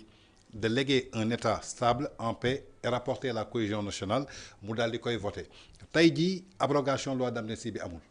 ñoom ñu bëgg justice dugal loxoom ci li nga xamante ne tey jii amnistie fii nañ ko ban lecture nga ñu ciy defal. Amnistie bi déjà ça permet effectivement de régler un cycle perpétuel de vengeance loolu moo waral amnistie bi pour éviter ay vengeance tey suba. mais surtout aussi mettre fin à un cycle comme ni ko waxee effectivement certains politologues. mettre fin surtout à un cycle perpétuel de guerre entre les mémoires et cetera. parce que comme ni ma ko waxee léegi la ñoom ñi nga xam ne ñoom lañu defal amnistie bi. démb dañoo nekkoon dans l'opposition. suba ñeneen ñooy ñëw effectivement dans le pouvoir. bokkul ak ñoom. kon ngal la donc amnistie bi la ñu def ba andi ko ba voté ko soit da nga naan kay nañ ko dindi ba mu jeex surtout que yow loolu nga prôné woon du temps ba nga nekk dans l'opposition cette amnistie defaluñu ko pour man. même bi mu nekkee au pouvoir. même ba nga nekk au pouvoir. lors de la déclaration da nga ne donc su ma jógee fii. comme maintenant am nañ majorité dans l'Assemblée nationale dinaa fexe ñu xool nu ñu koy dindee. kon soo demee effectivement def volte-face andi interprétation maanaam en tout cas mbir bi nañ ko xoolaat léegi daal nañu topp ñi bàyyi ñi. da ngay war en tout cas li nga xam ne moom nga diggoon askanu Sénégal. kon amnistie bi li ci am Aïssatou Tall Sall wax dafa leer trop. mënoo leen ko dindi wala soo leen ko dindee kat vous assumerez toutes les conséquences. toutes les conséquences. donc tey échec la à ce que tey nga jël amnistie. ne donc da ngay dem en tout cas ce qu'on appelle le conseil constitutionnel xool ndax méngoo nag effectivement donc li nga xam ne donc mooy suñu constitution. conseil constitutionnel wax ca la wax ne la li ngay bëgg a def ni kat méngul ak en rien du tout avec notre constitution. échec mënu ko weesu. échec pur la pour l'État du Sénégal pour le parti au pouvoir. donc ma jàpp ne tey encore une fois justice bi ñu bëgg a utiliser pour leur solde pour régler leur compte waru leen ndaxte justice mënoo ko utiliser comme arme bi nga xam ne kat jàpp nga ni. lu la arrangé rek nga ci war a def mais surtout que am na si ñoom mënoo def pression ñoom parce que la justice doit être indépendante le président de la République a raison de dire que man mënumaa def pression sur la justice nañ leen bàyyi ñu liggéey parce que yéen a doon wax ni démb justice dañ doon def pression sur ñoom kon mënoo leen dellu si tey au prétexte da ngeen am ay problème da ngeen am ay dossiers yoo xam ne da ngeen bëgg ñu régler leen ko que da ngeen bëgg utiliser donc justice à votre guise mais les Sénégalais ne sont pas fous non seulement sa waxu démb ak sa jëfu tey mais ku nekk xam ne justice nan la war a taxawee juste li ñuy xaar ci moom à ce que donc wax naa la ko tout à l'heure que mu maintenir l'équilibre que mu maintenir l'égalité entre en tout cas les justiciables donc tey waroo mën a jël utiliser justice pour effectivement non seulement solder ses comptes mais war a mën a en tout cas raxas en tout cas li nga xam ne moom lañ doon toppee dem du dëgg du yoon du dëgg du yoon donc kenn mënut a d'accord ci par rapport ak li nga xam ne moom la ñu bëgg a def la justice et d'ailleurs Ousmane Diagne l'a dit et j'en profite encore pour dire dossier bi nga xam ne moom la ñu bëgg a soulever sur cette amnistie wax naa ko nit nekk ça peut être un dossier piège et suicidaire pour le Premier ministre attention parce que koo ci laaj lan la lay wax du yegg dañ koy soulever rek comme Sénégal moom waxum dëkkum fait divers la dañuy wax rek bàyyi mais attention man d'accord ma ak ñoom ce discours là ce dossier là peut être piège et suicidaire pour le Premier ministre. Comment? xam naa nag di nga ma laaj comment. bien sûr di nga ma laaj comment. mais foofu xëy na dama ci bañ a xuus. mais boroomi xel yi. ci li ma wax tout à l'heure ñi nga xam dañoo jàpp ni wax ji dañ koo yëkkati rek du yegg. ndax Sénégal dañ fi yëkkati rek wax du yegg dañuy dem ba ci baaxu mu set. nit ñi fàtte nekkaat ci leneen. mais damaa jàpp ni ñooñu ils ont une tort de penser comme ça. dossier bi dama jàpp ni pour boroomi xel yi nañu jàpp ni dossier bi ça peut être piège et suicidaire pour le président Ousmane Sonko. Parce que son avenir est en jeu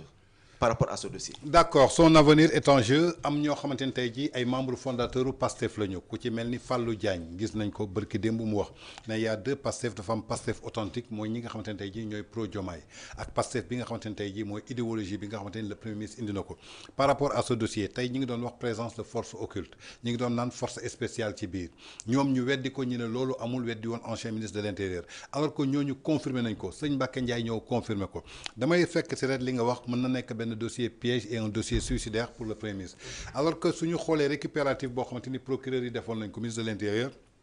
lépp ça résumé à ses discours et à ses déclarations appel au combat quand il dit que le combat soit mortel c'est pas un mot de trop appel à l'insurrection gassa gassa génn leen xeex leen taal leen est-ce que tey mën nañu àtte dossier boobu moom loxoom set si wecc alors que taxew ci laale aussi alors que tey jii lépp lu prôné tey jii li nga xamante ne mooy violence bi ak mort bi tey moom su toogoon këram yëkkatul woon discours boobu du am. xam nga moo tax sànq ba ñuy commencé jël benn ma ne dañoo war a sant sëñ Saliou parce que. ci leeram ci imaanam tawxiidam du ma ne defar nay nit. ndax yàlla rek moo am en tout cas sas boobu mais ci imaanam vraiment am na ñu mu sol leer. te leer googu da nga see bokk lu tax ma ne leer mooy maanaam intelligence. parce que lu tax ma ne intelligence tout à l'heure dama ne du ma ci bëgg a dugg. mais da maa bëgg a wër ndomba.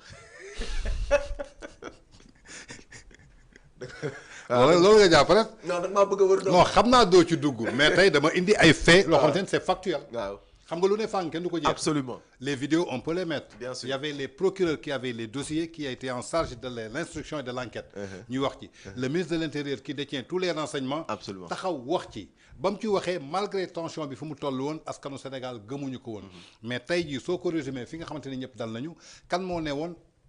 appel à l'insurrection.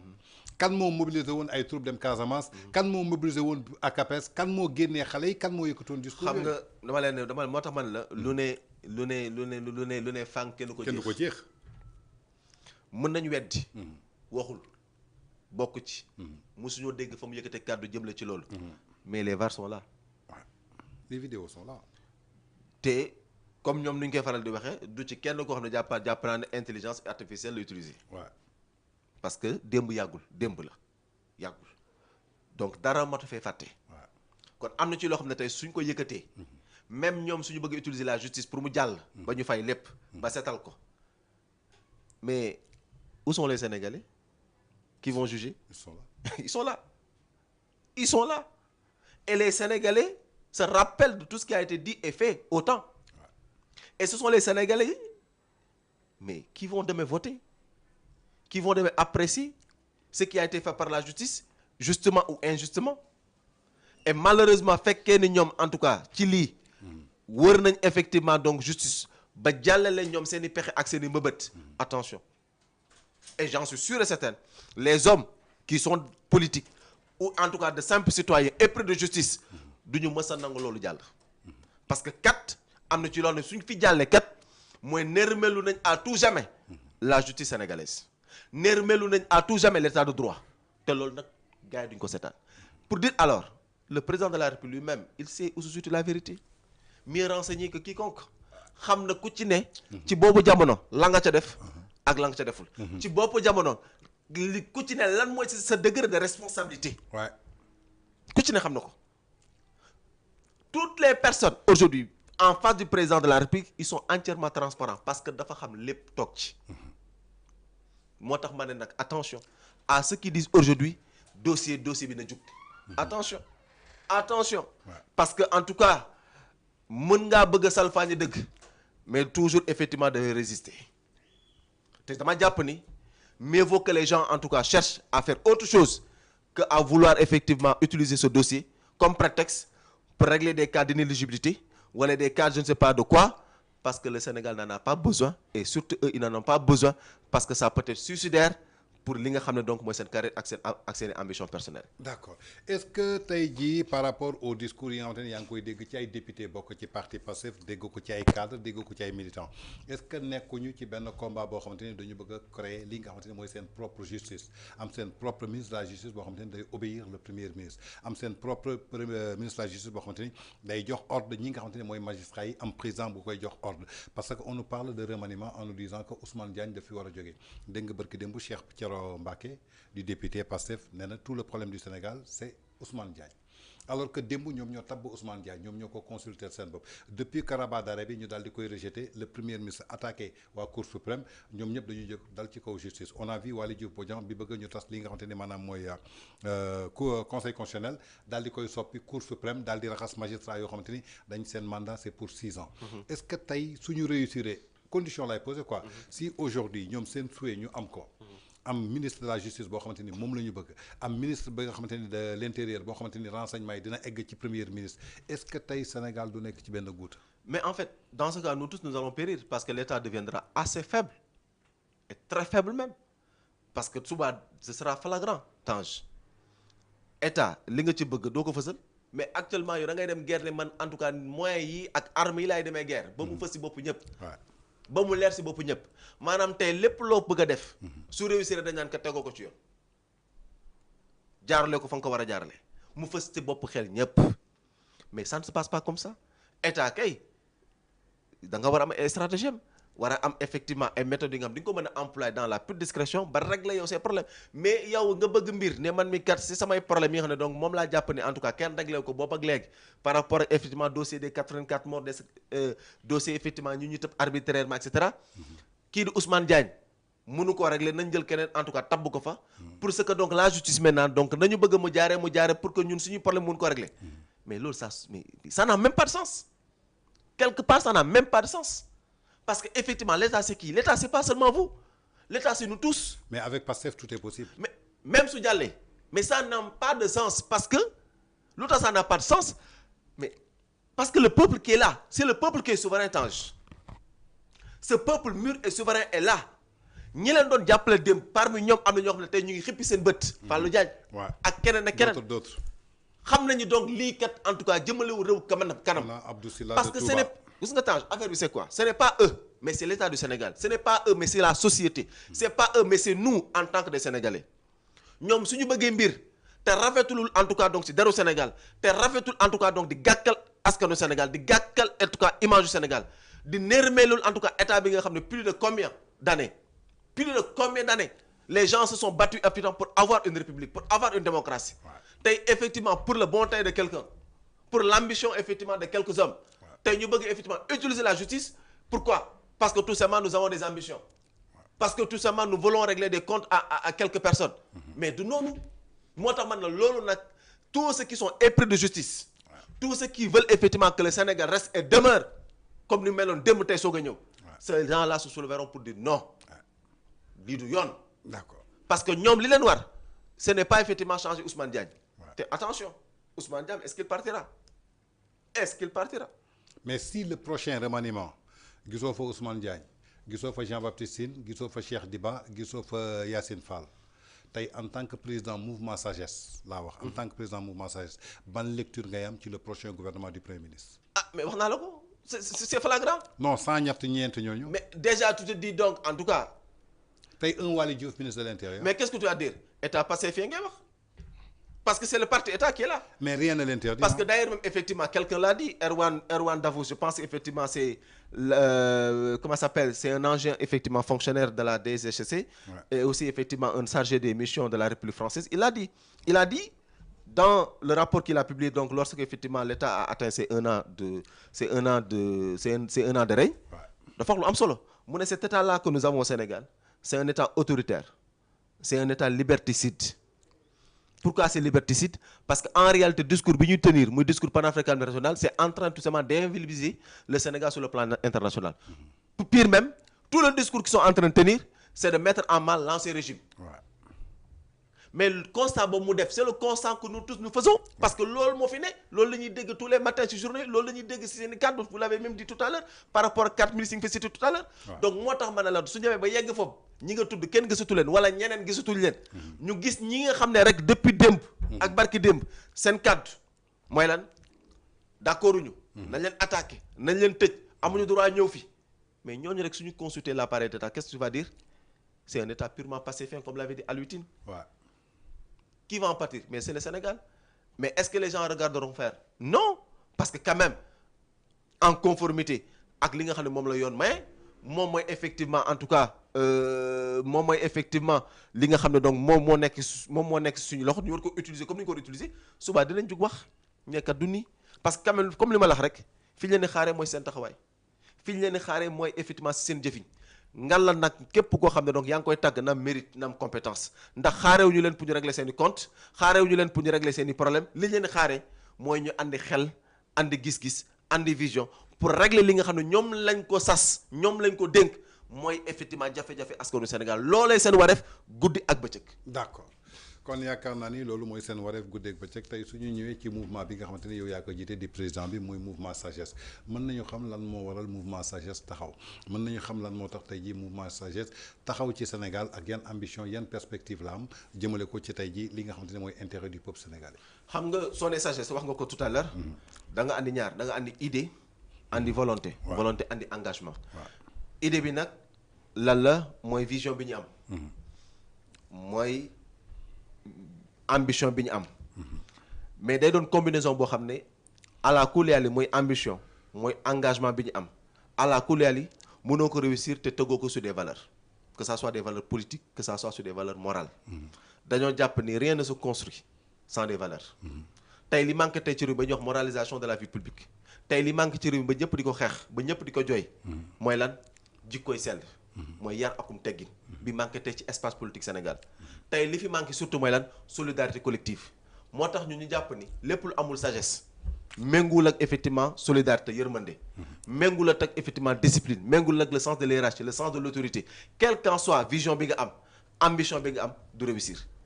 tey la sagesse dafa war a mën a nekk un élément boo xam ne da nga ko war a utiliser ci domaine yépp tous les secteurs porteurs de richesse lépp loo fa mën a def te méngul ak effectivement donc ak i valeur ak i sagesse du sotti que ça soit sur le plan culturel, sur le plan de l'éducation, sur le plan sportif, etc. Tout ça, vous avez besoin d'employer la sagesse purement et simplement parce que dama jàpp ni moom rek moo la mën a permettre lépp looy def mu méngoog li nga xam ne comme askan bi moom lay xaar ci yow.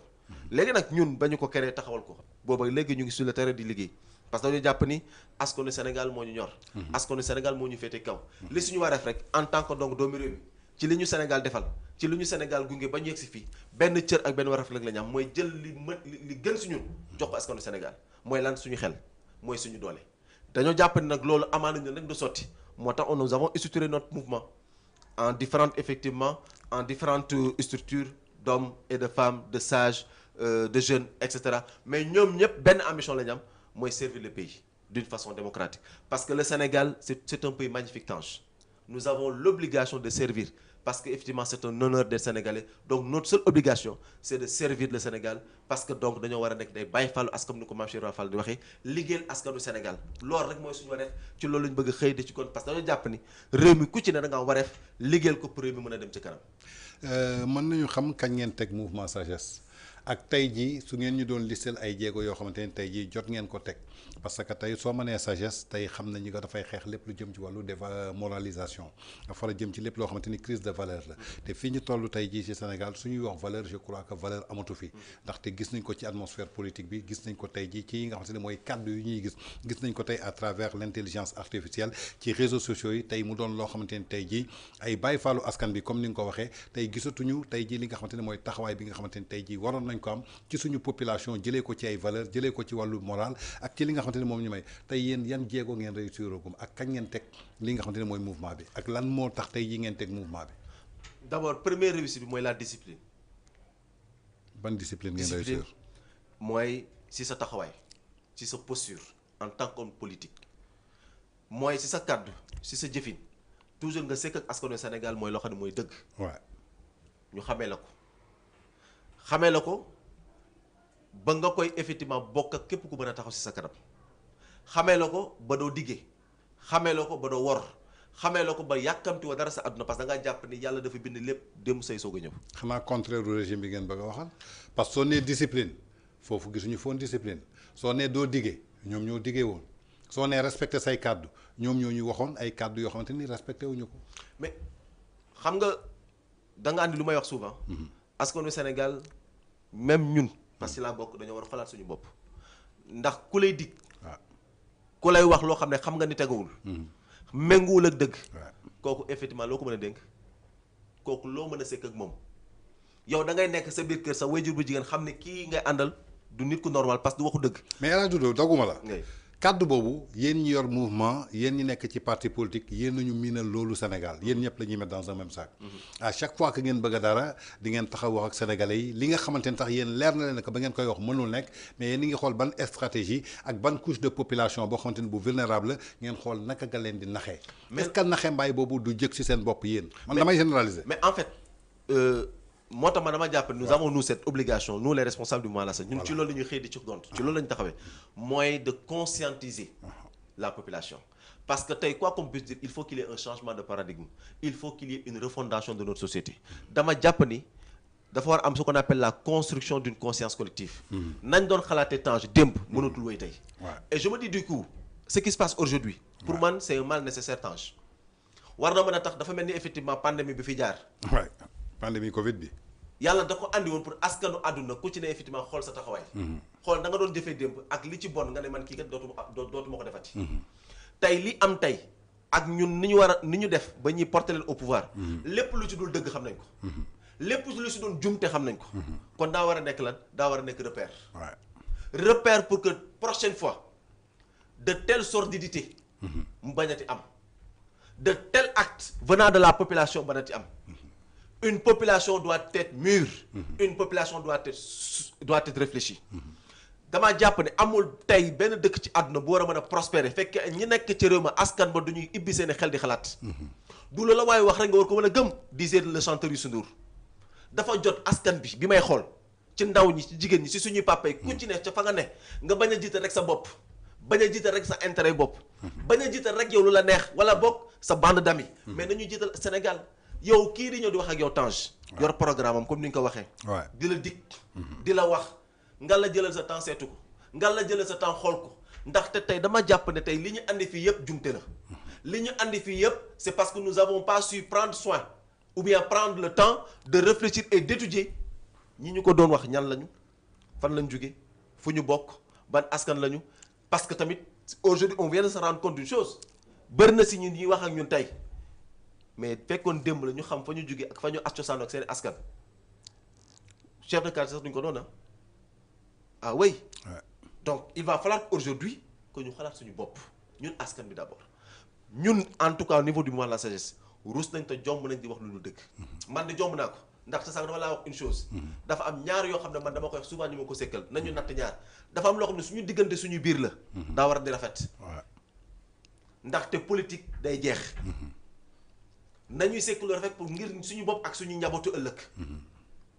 am na ci loo xam ne suñ ko weesu suñu diggante ak suñu borom la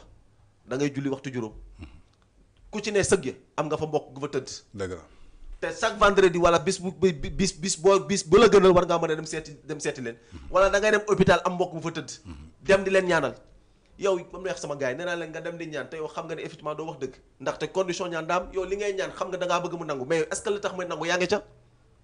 est-ce que li tax sa ñaan googu di nangu ngay ñaanal sa yaay sa papa wala say doom yaa ngi bëgg ñoom ñu tekki am yàlla andi leen suutar ndax yow effectivement di ñaan te xam naa ne yéene nga leen loolu mais yow est-ce que daf yaa ngi def li tax loolu war a mën a arriver à ça non kon ñun ñëpp dañu war a xoolaat suñu bopp ay doomi aadama lañ jullit lañ catholique ay doomi aadama lañ yàlla ñu sax andi ñu su ko suuf li suñu wareef mooy def lu baax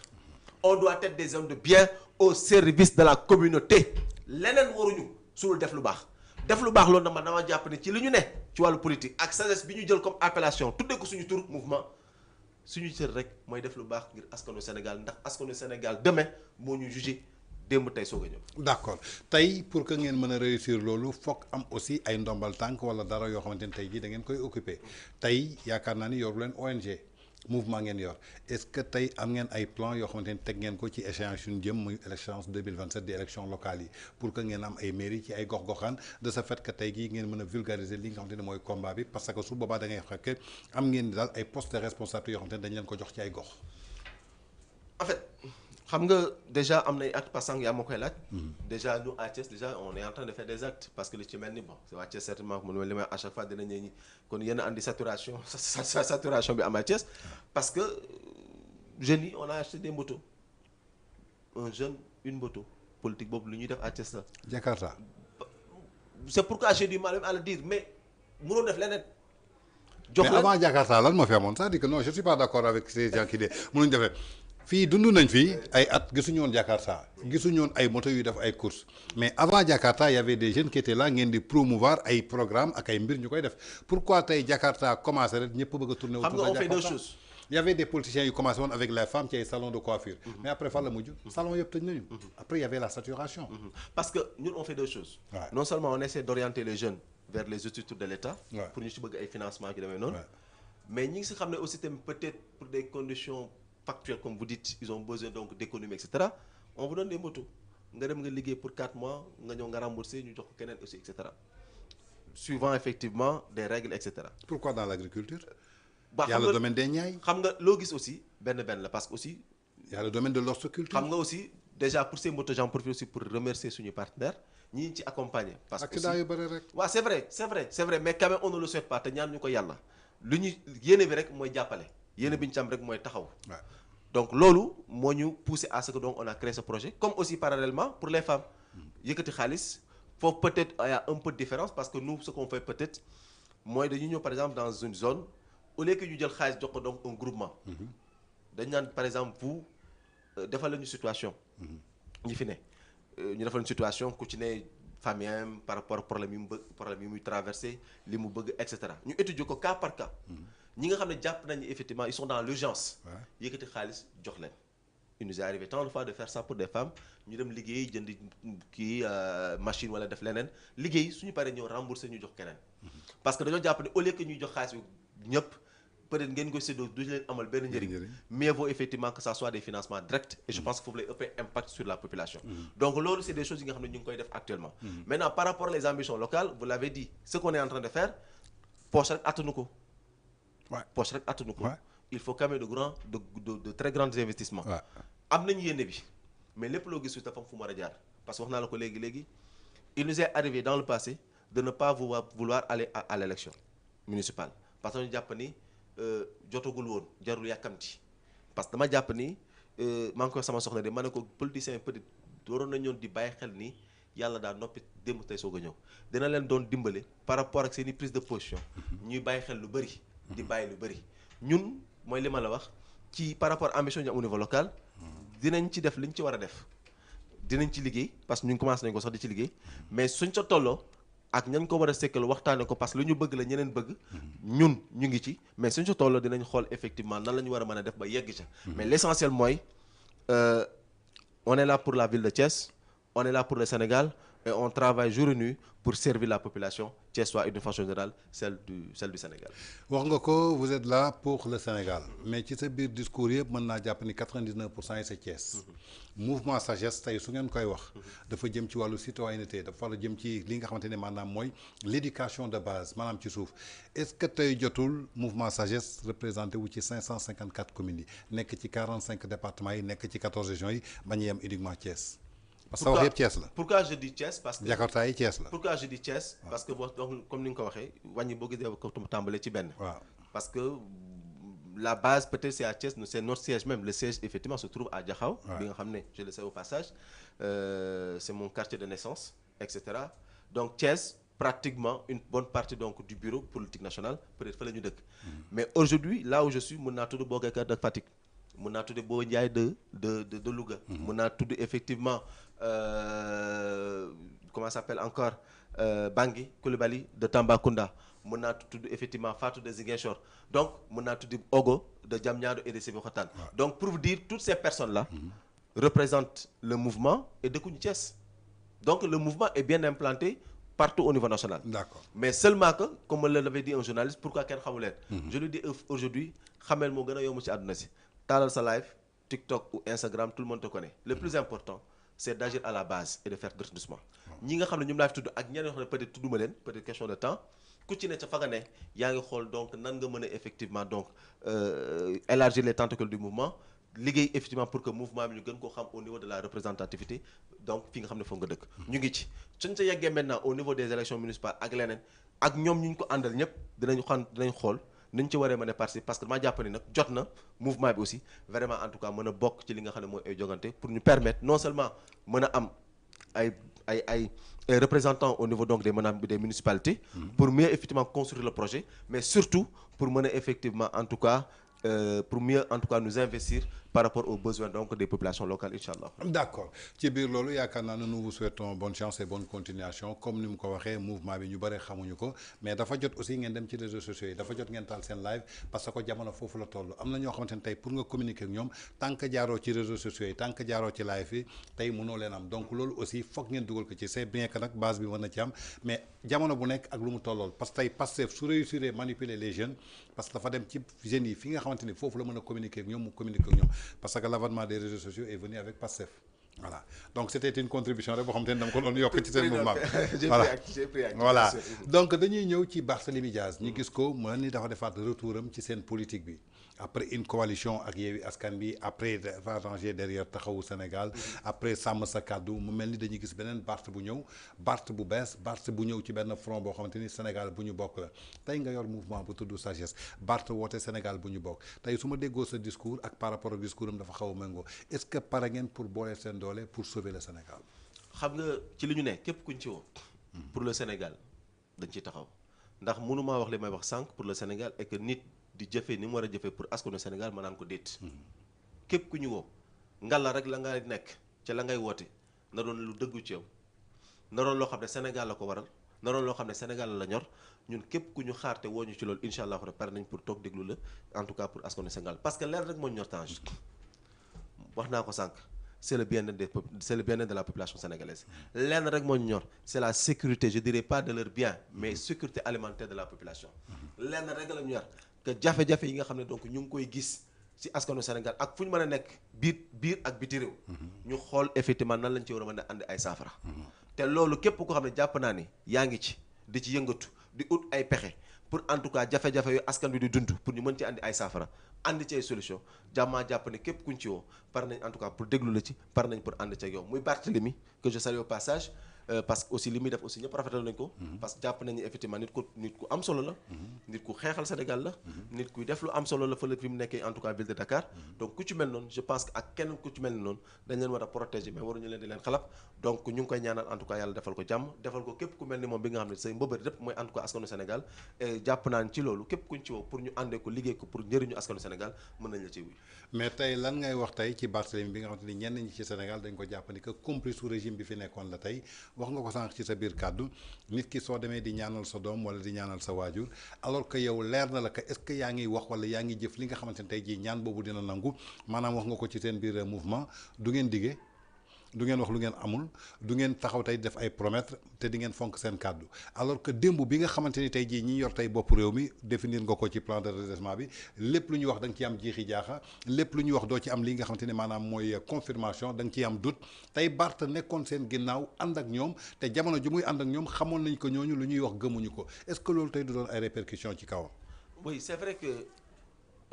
parce que maa ngi wax naan askanu Sénégal dañoo war a xoolaat seen bopp. waaw maa ngi koy tudd sànq njëkkee ko donc ci ñi nga xam ne mooy les acteurs politiques. ba ci seen biir ku ci ne. war nga mën a xool sa bopp xool sa morom. te lépp li nga xam sa morom mi ngi koy def nga jàpp ne en tout cas des salfaañe askanu Sénégal wala des salfaañe li nga xam ne mooy suñu image réew. waroo mën a en tout cas fekk ci ko ba di ànd ak moom. donc loolu responsabilité individuelle la. te loolu ci loolu laay xaar képp ko xam da nga jàpp ne yaa ngi muboo homme politique wala en tout cas di sàkku baatu askan bi ku ci mel ni ñun ñëpp. Barthélemy li mu waroon def rek la def parce que ci xelam bu rafet parce que man xaw ma ko personnellement. mais dégg naa ay nit ñoo xam ne sekk nañu moom xam ko jàpp naa ne la ñu wax ci moom loolu rek laa mën a téye. que nit ku dëggu la que nit ku bëgg liggéey la. que dara ñoru ko sulu Sénégal parce que aussi wax ma kan ma sa papa ma wax la yaay kan. Jean-Paul Diaz ñëpp xam nañu aussi taxawaayam ci réew mi. BCG jaar bu rafet la fi am yàlla na ko yàlla defal gudd fan may ko wér. kon Barthélemy ci ñun suñu génération la ñu fekkee te gis ko ci moom malgré que peut-être ñi mu doon àndal tey gis nañ seen taxawaay ci wàllu politique mais moom je pense que li nga xam ne donc moo andi seeni séparation ñun ñëpp dégg nañ ko. parce que nit mënoo ànd ak moom wax ak moom ci biir nekk dem def li ngay def mu génn doxalee neneen. kon su amee ki nga xam dañ ko ciy war a ñaawal wala effectivement kem dañ ko ci war a gàkkal peut-être du doon yow mais ña nga ànd loolu la dem. donc ñun à titre personnel li ñu mën a wax ci Barthélemy Diaz mooy li nga xam ne def nañ ko ci ay actes concrets. posé ko pour la ville de Dakar bi nga xam ne dañ ko dénkoon. mu posé ko ci je pense Sacré-Cœur. bi nga xam ne dañ ko dénkoon. te mu nekk ay réalisations yu am solo askan ba nga xam ne ñoo ko faloon ñëpp rafetlu liggéeyam. ba ci maa ngi gis récemment image bi nga xam ne mi ngi koy wane centre de dialyse bi nga xam ne je pense def na ko. te kenn du fay dërëm. loolu amul kenn ku koy def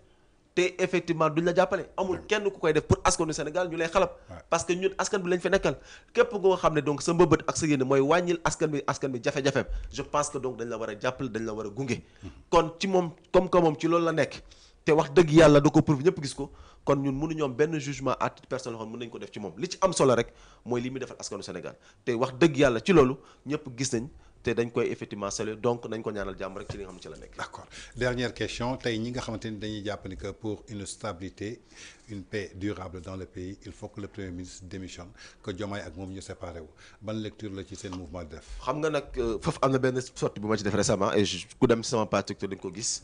man du ma bokk quand même si ñi nga xam ne ñuy jàpp ni doivent se séparer waaw donc parce que pour plusieurs raisons. crise institutionnelle bi mu nar a créer parce que ku ci ne xam nañ la. ku ci ne xam nañ sa yéene ak sa taxawaay. am ci loo xam ne su si naree am ëllëg mu nar a yàq lu bëri ci réew mi dañ naan déet. am na loo xam ne ba ngeen koy waxtaanee yéen la woon. xëy na en tout cas donc réeroo am na seen diggante. dem leen ngeen toog ngeen waxtaanee ko. parce que ñun waxuñu pour yéen ñaar. yéen ñaar peut-être amaana mënoon nañ sax bañ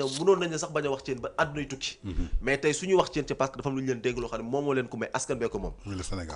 Sénégal kon man su may wax Sénégal moo tax may wax. pour l'intérêt général pour l'intérêt de notre pays dama jàpp ni donc li gën ci Sénégal. pour ne pas que erreur yooyu nga xam ne donc dafay amoon dans le passé mooy Senghor moom la ak feneen Mauritanie ak feneen pour ne pas que le Sénégal ak li ñu jot a dund post électoral ñuy vraiment di continuer mu nekk benn spirale boo xam ne kenn xamul kañ lay jeex. pour éviter tout cela à tout jamais nañ leen ñaan ñu jeex seen mandat et au bout de leur mandat c'est les Sénégalais incha allah qui vont apprécier te jàpp naa ni donc suñ sa yegsee pour éviter à tout jamais nag Sénégalais doon jëf nañ doon war a jëfe nañu xippi seen bët te suñ sa yeggee le Sénégalais effectivement monté sera en tout cas donc jugé parfaitement incha allah rabbi.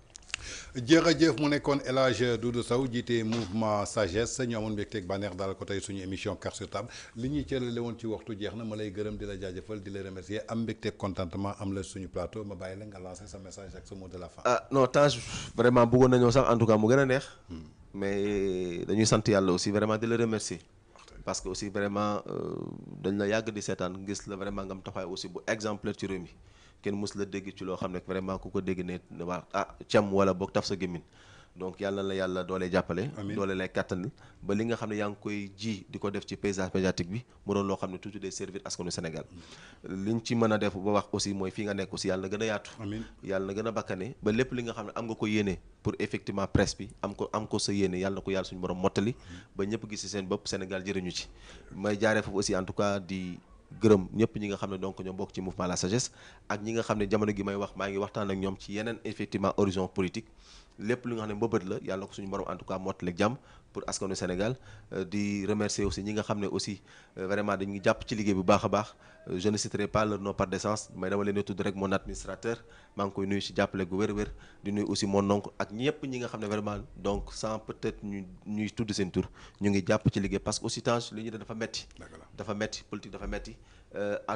à vous tout seul tu peux pas tout réussir il faut à la kuleel mu am ñu ci jàpp à tous les mois vraiment tey wax dëgg yàlla ñu ngi gis seen loxo di gis seen taxawaay su ñun te li ñuy def aussi en tout cas pour Sénégal moo tax ñu koy def yàlla na yàlla may ñu ci ndam pour Sénégal ba Sénégal en tout cas gëj ci boppam donc dañuy ñaanal rek Sénégal yàlla na fi yàlla def jàmm hivernage mi ñu dëkkmal yàlla nañ ko tàmbalee bismillah jeexal ko alhamdulilah rabbil alamin ñi am ay jafe-jafe yàlla na ko suñu borom teggi leen ko yàlla màggal gi ñu jëm yàlla nañ ko màggal ak jàmm ba lépp lu ñu fa ñaan sàkku ko en tout cas ci barke Cheikhul Khadim barke Mame Cheikh Ibrahima Fall yàlla na ko suñu borom nangul pour ñëpp kon loolu daal vraiment laa bëggoon tëjee émission bi sant la gërëm la bu baax a baax jërëjëf di la sant di la gërëm di gërëm aussi ñi nga bokkal mouvement bi di gërëm aussi képp koo xamante ni yaa ngi doon seetaan à travers VIP People TV sur Carte sur Table nii lay demee saa su ne rek quand le Sénégal en a besoin dañuy xool ki nga xamante ni dafa am ay ambition pour le Sénégal ñu teg ko si suñu plateau ñu waxtaanee pour am ay solution daal di gindi askanu Sénégal moom nag moo jiite mouvement boobu ñu dippee sagesse kon di ko gërëm di ko sant di ko jaajëfal di gërëm képp koo xamante ni yaa ngi doon seetaan di leen jox dig daje beneen yoon.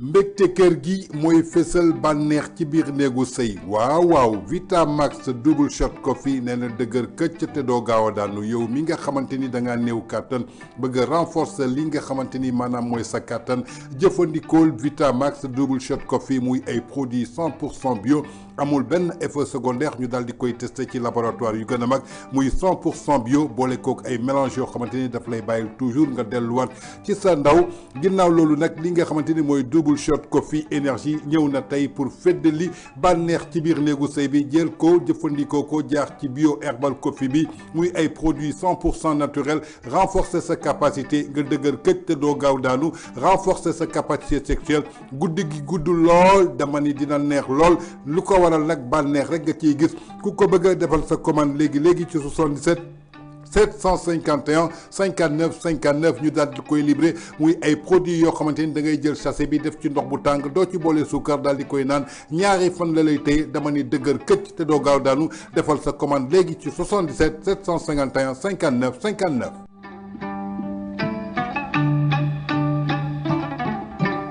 ko doon laaj egsi na waaw herbal plus Ice élargissement tea muy curve méca plus tea di ay produits yoo xamante ni 100% naturel la amul benn effet secondaire yow mi bëgg a yokk say hanche yokk say fes mbaa yokk say ween dawal léegi jëfandikoo ko muy ay produits 100% bio loo xamante ne du la indil benn loraange ci sa wér-gu-yaram dootul dem benn yoon Tunisie di def fi ay chirurgie jëfandikool herbal plus Ice muy élargissement ba noppi daal di lay rajeunir delloo war la ci say 18 ans. jëfandikoo ko nga daal di xam muy ay thé yoo xamante ni big butok la Wider Hips Erase Cellulite mu doon ay éradicat yoo xamante ni street make la muy 100% bio mbaa nga jëfandikoo Ultimate Maca di ay comprimé yoo xamante ni da ngay xëy di naan ginnaaw loolu nga gis sa ndaw daal di gën a dellu soit say hanche daal di yokk sa ginnaaw daal di daan bëndang foo jaar ànd ak daaguwaale muy ay produits yoo xamante ni c'est 100% naturel yow mi xale bu jigéen bi jaratul benn yoon ngay dem chirurgie di wuti ay chirurgie di ko def ci sa yaram jëfandikool Maxstream muy 7500 mg di Ultimate Maca